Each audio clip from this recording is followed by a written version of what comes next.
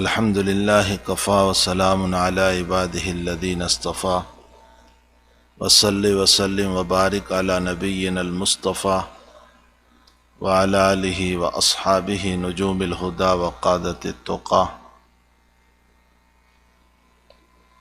أما بعد، أعوذ بالله من الشيطان الرجيم. بسم الله الرحمن الرحيم.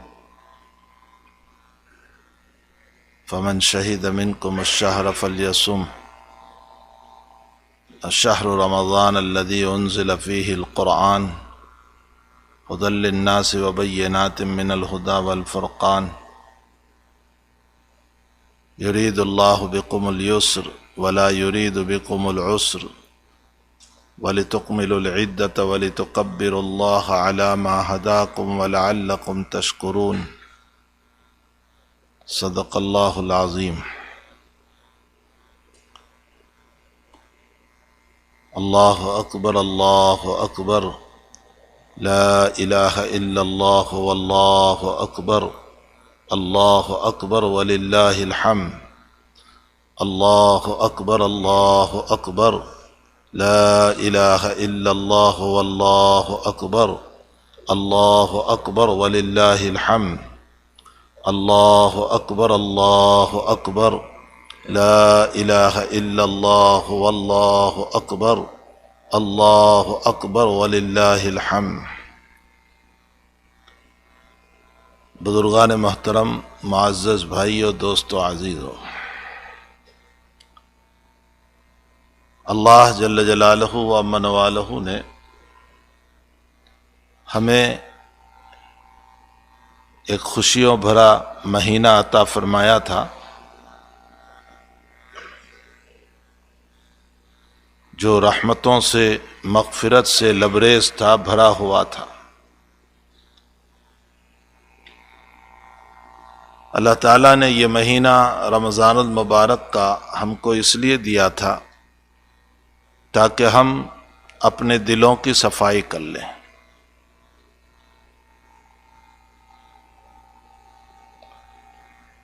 اور اپنے دل کے میل کچیل کو ہم دور کر لیں، تاکہ ہم دوبارہ اگلی زندگی کو اللہ تعالیٰ کے سامنے صاف ستھری بنا کر کے پیش کریں. اسی لیے رب کریم نے ہماری مدد بھی یہ فرمائی کہ اس مبارک مہینے میں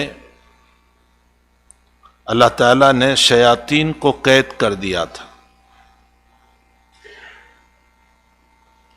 اور اس کی وجہ ہی یہ تھی کہ تاکہ میرے بندے اور بندیوں کو شیطان اس مبارک مہینے میں غلط راستے پر نہ لے جائیں. یہ اللہ کی طرف سے مدد تھی، نصرت تھی. پھر بھی تھوڑے بہت جو گناہ ہو جاتے ہیں وہ اپنے نفس کی وجہ سے،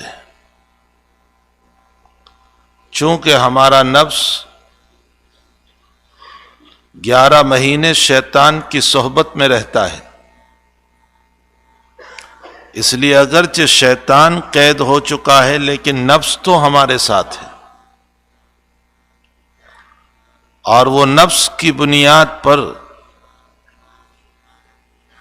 اس مبارک مہینے میں بھی بعض لوگوں سے کچھ گناہ ہو جاتے. تو اللہ نے ہماری مدد یہ فرمائی کہ ہم غلط راستوں پر نہ جائیں، اس لیے شیطان کو بھی قید کر دیا. اور پھر اللہ نے فضیلت بیان فرمائی اس مہینے کی کہ جو آدمی اس میں روزہ رکھے گا، میں اس کو قیامت کے دن باب الریان سے داخل کروں گا. یہ جنت کا ایک دروازہ ہے. ریان کا معنی ہوتا ہے سیراب کرنا. چونکہ مبارک مہینے میں دنیا میں ہم پانی سے اپنے آپ کو دور رکھتے تھے،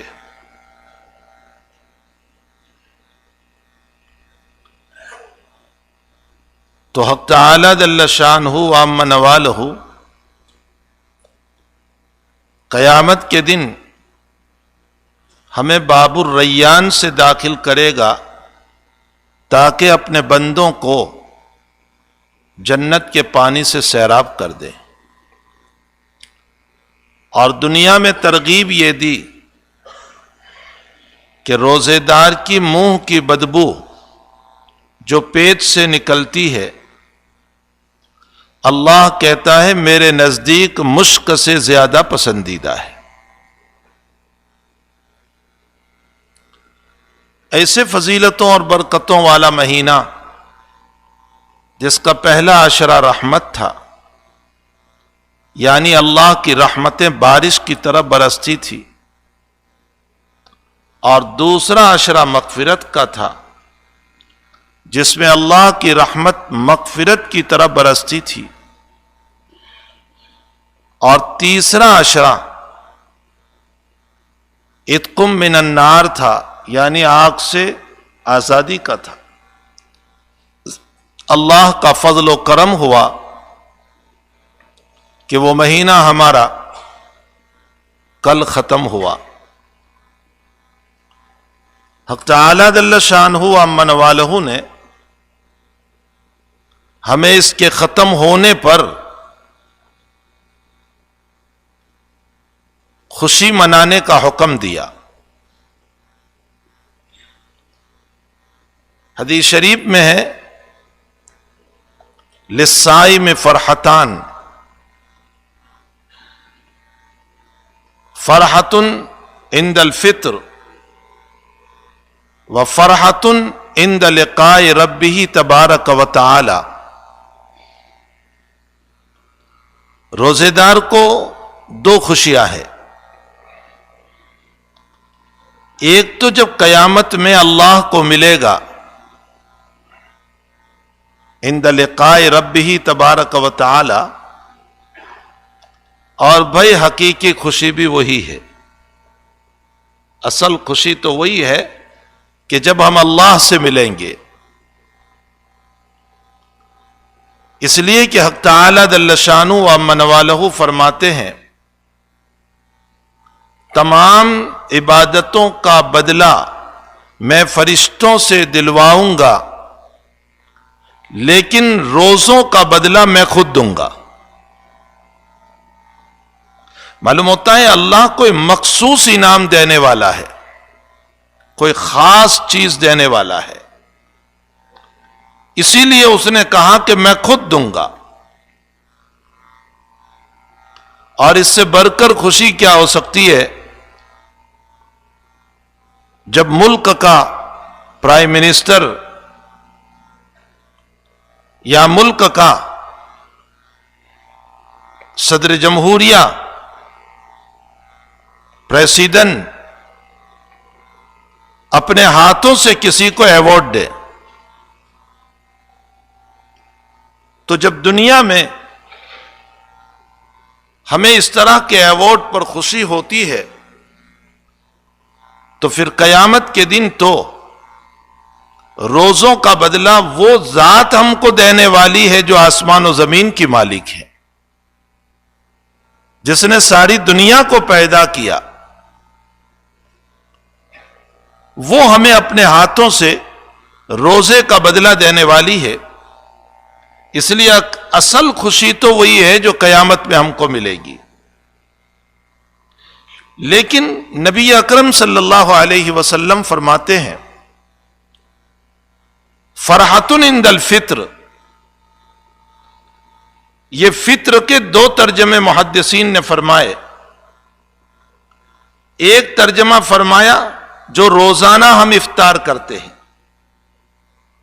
یعنی شام کے وقت ہم نے جو روزہ رکھا اور روزہ رکھنے کے بعد ہم نے جو شام میں افطار کیا، تو ہر روزے دار کو افطار کے موقع پر ایک خوشی ہوتی ہے کہ حق تعالی جل شانہ وعم نوالہ نے اپنا فریضہ ادا کروا دیا۔ اور اس کا ایک دوسرا ترجمہ کیا عند الفطر کا معنی مہینے کے ختم ہونے پر. یہ مہینے کے ختم ہونے پر بھی ہمارا افطار ہوا، یہ فطر ہوا.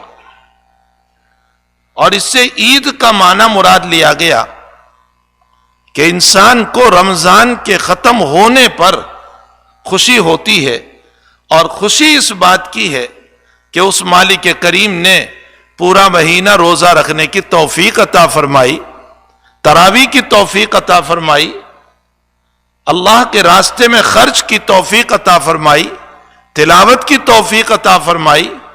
جو آرے دنوں میں اتنے نوافل نہیں پڑھتا تھا وہ رمضان میں پڑھتا ہے، جو اور دنوں میں اتنے قرآن کی تلاوت نہیں کرتا تھا وہ رمضان میں کرتا ہے، جو اور دنوں میں کاہل اور سست رہتا تھا وہ رمضان المبارک میں تراویح میں کھڑا رہتا ہے. یہ ساری عبادتوں کی جو اللہ نے توفیق عطا فرمائی، تو فرمایا کہ اس توفیق پر اللہ کی خوشی منانا ہے. بندوں کو چاہیے کہ اس پر خوشی منائے.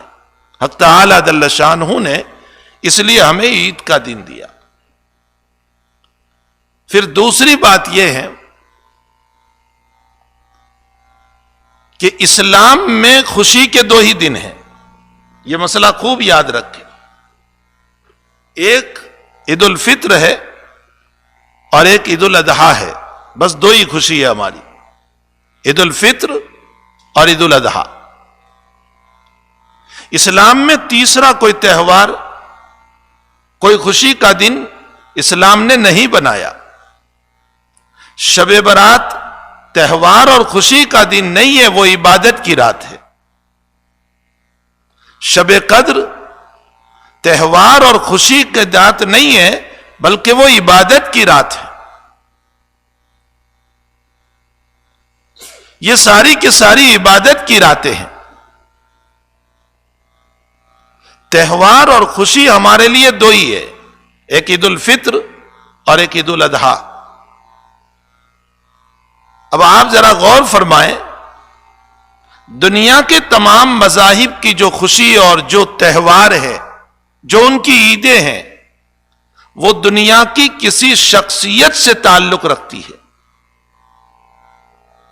عیسائیوں کا کرسمس منانا، دسمبر میں خوشی کا دن منانا، یہ حضرت عیسیٰ علیہ السلام کی ولادت سے تعلق رکھتا ہے، ایک مخلوق سے تعلق رکھتا ہے، ایک انسان سے اس کا تعلق ہے.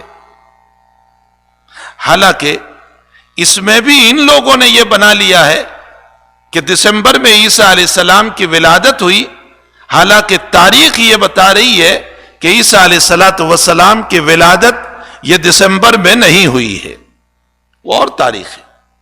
اگر تاریخ کا مطالعہ ہو تو دسمبر حضرت عیسیٰ علیہ السلام کی ولادت کا مہینہ نہیں ہے، وہ دوسرا مہینہ ہے. لیکن ان لوگوں نے بنا لیا اور اس کو ایک مخلوق سے اپنے تہوار کو، اپنی عبادت کو جوڑ دیا. یہودی جو اپنے خوشی کا دن بناتے ہیں وہ یہ ہے کہ موسیٰ علیہ السلام اور ان کی قوم کو اللہ تعالیٰ نے فرعون سے نجات دی تھی، تو جس دن نجات دی تھی اس دن کو انہوں نے خوشی کا دن بنایا. اب ہنود، مشرک، بدھسٹ، سکھ، ان تمام مذہبوں میں چلے جائیں تو ان کی خوشی کا دن بھی کسی نہ کسی مخلوق کی ولادت سے جڑا ہوا ہے. ان کے بزرگ، ان کے بڑے، ان کے پیشوا، ان کے رہبر، ان کی ولادت سے ان کا تہوار جڑا ہوا ہے. الحمدللہ ثم الحمدللہ، اسلام نے ہمارے کسی پیشوا کی ولادت سے یا وفات سے ہمارے تہوار کو نہیں جوڑا. اس کی وجہ میں بعد میں بتاتا ہوں. حالانکہ ہمارے لیے بہت سارے وہ دن تھے.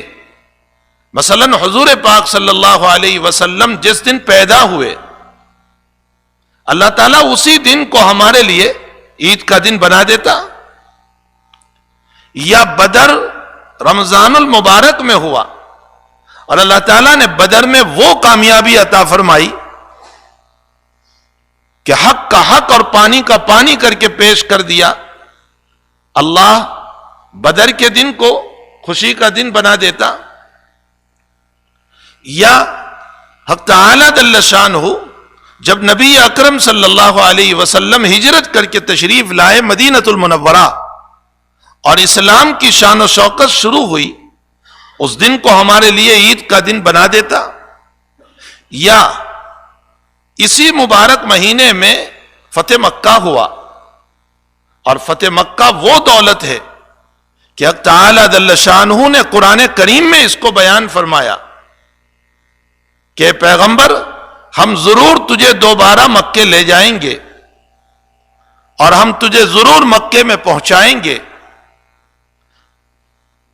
تو اگر خوشی کا دن بنایا جاتا، جبکہ خوشی کا عالم تو یہ تھا فتح مکہ کے موقع پر کہ رمضان المبارک میں نبی اکرم صلی اللہ علیہ وسلم کے ہاتھوں جب مکہ فتح ہوا تو آپ نے حضرت بلال رضی اللہ تعالیٰ عنہ کو فرمایا ظہر کی اذان کے موقع پر بلال کعبۃ اللہ پر چڑھ کر اذان دو،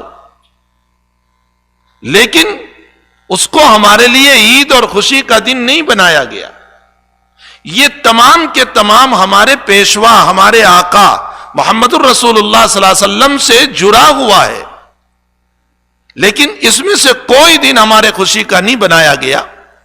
ہمارے خوشی کا جو دن بنایا گیا وہ ہے کہ ہم نے مہینے بھر عبادت کی، دن بھر روزہ رکھا، رات میں قیام کیا، تراویح پڑھی، تو ہمیں اس پر خوشی کا دن دیا گیا۔ اس سے اشارہ ملتا ہے اس بات کی طرف کہ تمہارے پیشواؤں کے کارناموں پر تم خوش نہ بنو بلکہ اپنے اعمال پر خوش ہونے والے بنو۔ تمہارے پیشوا، علامہ اقبال فرماتے کہ تم اپنے پیشوا پر خوش ہوتے ہو، بتاؤ تو تم کیا ہو؟ پیشوا نے تو سب کچھ کیا، تم نے کیا کیا؟ تو حقیقت یہ ہے کہ قیامت کے دن بھی کامیابی اپنے پیشواؤں کے اعمال پر نہیں ہوگی، ہمارے اپنے اعمال پر ہوگی۔ ہمارے باپ دادا نے عبادتیں کی، انہوں نے کارنامے انجام دیے، انہوں نے اسلام کی شان و شوکت کو بلند کیا۔ ہاں یہ ہمارے لیے فخر ضرور ہے، لیکن یہ باعث رہائی نہیں ہے، اس سے چھٹکارا نہیں۔ چھٹکارا اپنے اعمال سے ہوتا ہے۔ جب ہم نے رمضان المبارک کو اعمال کے ساتھ گزارا تو حق تعالیٰ جل شانہ نے فرمایا کہ اس پر تم خوشی مناؤ، یہ واقعتاً خوشی کی چیز ہے اور اس پر خوشی منانا چاہیے۔ دوسری بات یہ ہے کہ اگر کسی مخلوق کی پیدائش پر ہم خوشی منائیں، جیسے عیسیٰ علیہ السلام کی ولادت یا اور مذاہب کے اوپر، تو پیدائش ایک مرتبہ ہوئی اور ایک مرتبہ کی پیدائش وہ ایک نعمت ہوئی، اور ایک نعمت میں تجدد نہیں ہوتا، وہ روزانہ نہیں ہوا کرتا ہے، وہ ہر سال نہیں ہوا کرتا ہے۔ مثلا مثال کے طور پر ہمارے گھر پہ لڑکا پیدا ہوا تو جس دن پیدا ہوا وہ ہمارے لیے بڑی خوشی کا دن ہے، اس کے بعد والا دن بھی بڑے خوشی کا ہے، چلو تیسرا دن بھی ہمارے لیے بڑی خوشی کا ہے کہ اللہ نے لڑکا عطا فرمایا۔ لیکن اب ہر سال وہ تاریخ جب آئے گی تو وہ پیدائش تو اب دوبارہ بچے کی ہونے والی نہیں ہے، اس نعمت میں کوئی نئے طریق پر پیدائش کو ہونے والی نہیں ہے۔ اس لیے یہ لوگ جو برتھ ڈے مناتے ہیں لوگ اولاد کی پیدائش پر، یہ سب تکلف ہے، کیک کھانے کے سب ہیلے اور بہانے ہیں، ورنہ اس سے کوئی خوشی وشی نہیں ہوتی ہے، یہ کوئی خوشی کا مسئلہ ہی نہیں ہے۔ اس لیے کہ نعمت ایک ہی ہے، اس میں تجدد نہیں ہے، اس میں تجدید نہیں ہے، بار بار پیدا ہونا نہیں ہے، تو پھر اس پر خوشی کیسی؟ تجدید اور تجدد اور بار بار خوشی تو اس پر ہوتی ہے جس کام کو تم ہر وقت کرتے ہو۔ اور چونکہ رمضان کا روزہ ہر سال ہم رکھتے ہیں، تراویح ہر سال پڑھتے ہیں، اسی لیے اس پر ہر سال خوشی بھی منانا چاہیے۔ اسی لیے عید کا معنی ہوتا ہے عاد یعود عیدا، بار بار خوشی کا لوٹ آنا۔ ہم ہر سال انشاءاللہ روزے رکھیں گے، تراویح پڑھیں گے، عبادت کریں گے، اور ہر سال اللہ ہمیں خوشیوں کا موقع دیتا رہے گا۔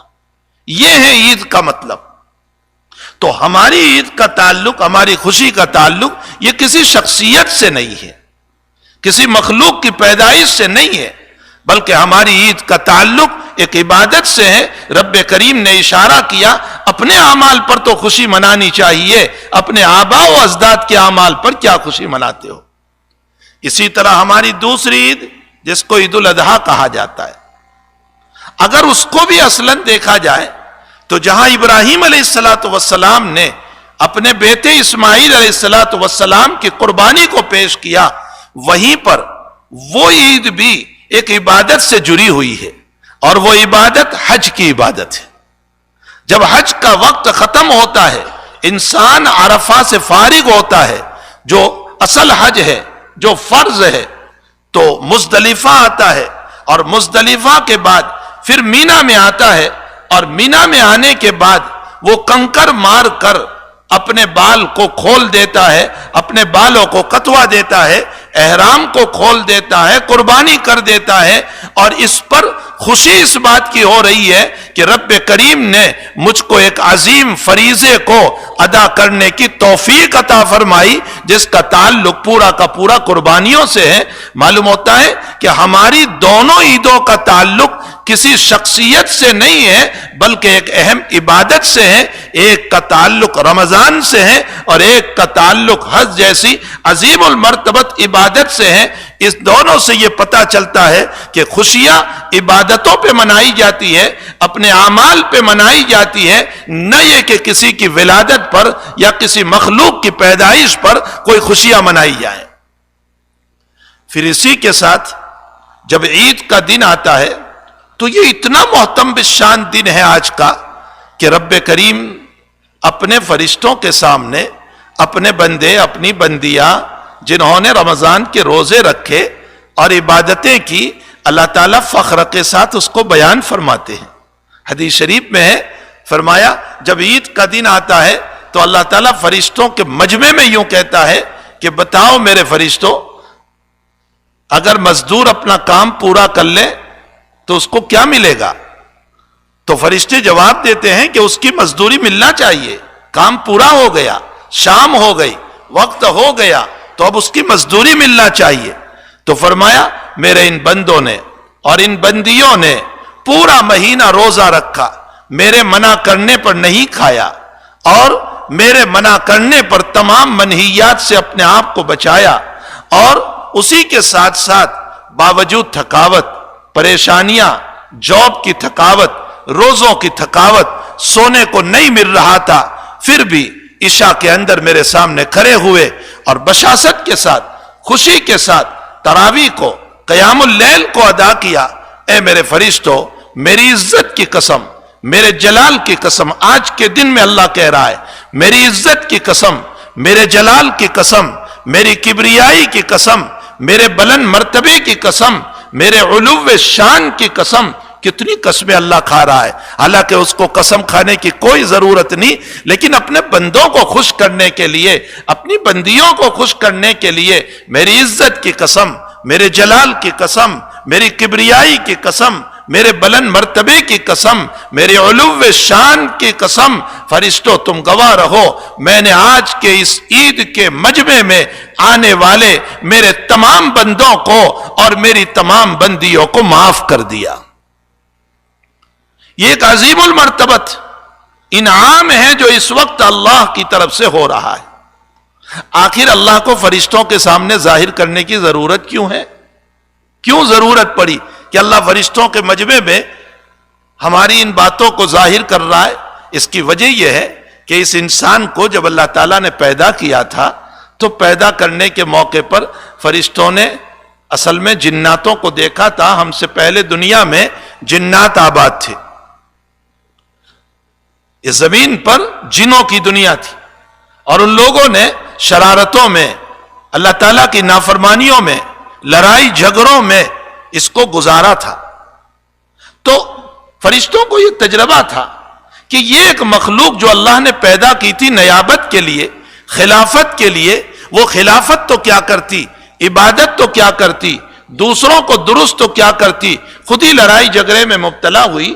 فتنہ اور فساد میں مبتلا ہوئی، شرارتوں میں مبتلا ہوئی، اللہ کی نافرمانیاں کی، جس کے نتیجے میں اللہ نے زمین سے ان کو نکال دیا، جنگلوں میں بھیجا، پہاڑوں میں بھیج دیا، سمندروں کی طرف بھیج دیا، تو فرشتوں نے کہا کہ یہ اب دوسری مخلوق جو اللہ پیدا کر رہا ہے آدم کی شکل میں، اور اس کی نسل جو اب چلنے والی ہے، تو یہ بھی تو کہیں ایسا نہیں کریں گے کہ دنیا میں جا کر فتنہ فساد کریں گے، قتل و غارت گری کریں گے۔ اسی لیے جب اللہ تعالیٰ نے یوں فرمایا کہ میں انسان کو پیدا کر رہا ہوں، انی جاعل فی الارض خلیفہ، تو میں انسان کو اپنا خلیفہ اور نائب بنا رہا ہوں، فرمایا اتجعل فیہا من یفسد فیہا ویسفک الدماء، اے اللہ تو پھر ایسے لوگوں کو پیدا کر رہا ہے جو فساد کریں گے، جو لڑیں گے، جو جھگڑے کریں گے، آپس میں ایک دوسرے کے دست و گریباں ہو جائیں گے، دست و گریباں ہو جائیں گے، یہ ایسی مخلوق کو تو پیدا کر رہا ہے پھر؟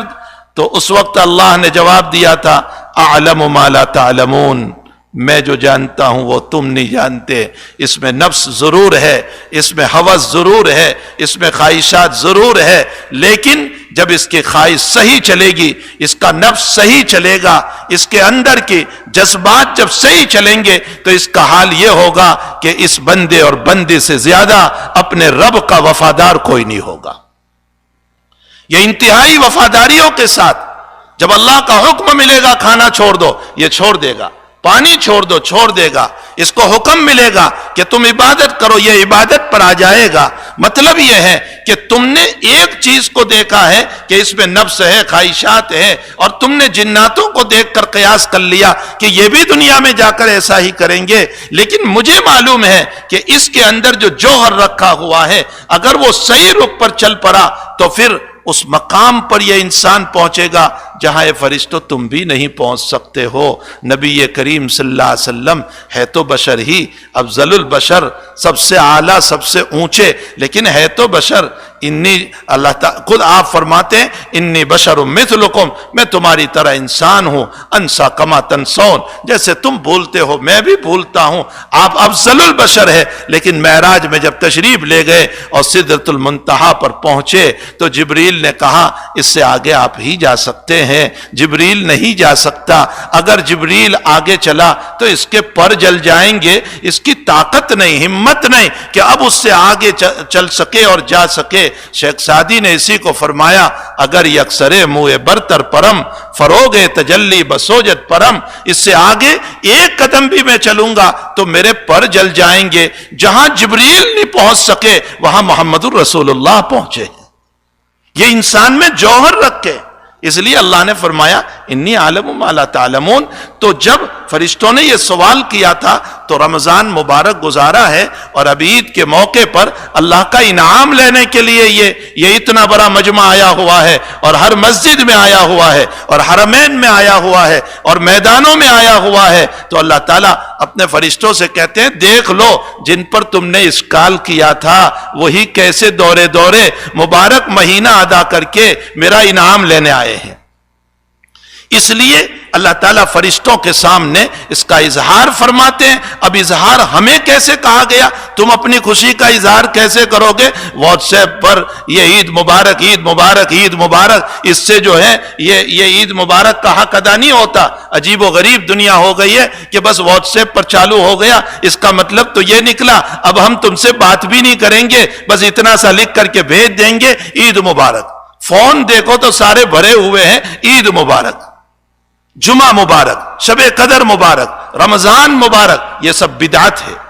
خوب سن لے، حضور پاک صلی اللہ علیہ وسلم سے اس طرح کہیں ثابت نہیں ہے کہ جمعہ مبارک، شب قدر مبارک، رمضان مبارک۔ ہاں یہ ضرور ہے کہ آپ جب کسی سے ملیں تقبل اللہ منا ومن، یہ جملہ ہے جو منقول ہے رسول اللہ صلی اللہ علیہ وسلم سے کہ صحابہ کرام نے اس کو فرمایا تھا ملاقات کے موقع پر، تقبل اللہ منا، اللہ ہماری بھی خوشیوں کو قبول فرمائے، مبارک مہینے کو قبول فرمائے، تمہارا بھی قبول ہو۔ اور اس کے ساتھ ساتھ کیسے ہم اظہار کریں گے؟